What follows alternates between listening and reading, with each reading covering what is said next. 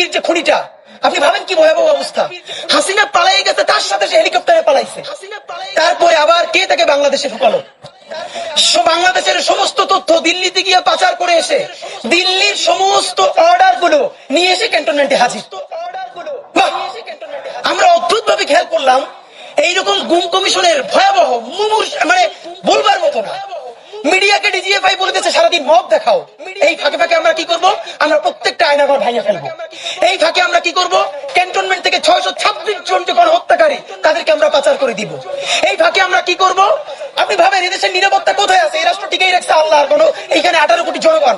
এই জনগণ ক্যান্টনমেন্টের জনগণ নয়, এলিট জনগণ নয়। এই জনগণ ভ্যানওয়ালা, সবজিওয়ালা, শিক্ষার্থী, শিক্ষক, বাংলাদেশের আপামর জনগণ। নইলে এই দেশ থাকে ভাবেন? ডিজিএফআই হলো বাংলাদেশের তথ্যের এবং গোয়েন্দার প্রাণকেন্দ্র, নিরাপত্তার প্রাণকেন্দ্র। সেই ডিজিএফআই এর সাবেক প্রধান এখন মোদির আশ্রয়ে আছে।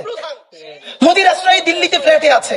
এই যে মেজর জেনারেল আকবর, একটা দেশের গোয়েন্দা বাহিনীর প্রধান শত্রু দেশের প্রধানমন্ত্রীর কাছে থেকে খায়, ঘুমায়। তারা ওখানে কি প্রেম করে? দুই পুরুষ হতে প্রেমও করা যায় না। ওরা সমকামী কিনা আমরা জানি না। তাহলে করে কি? এই বাংলাদেশের তথ্য কোথায় এখন নাই?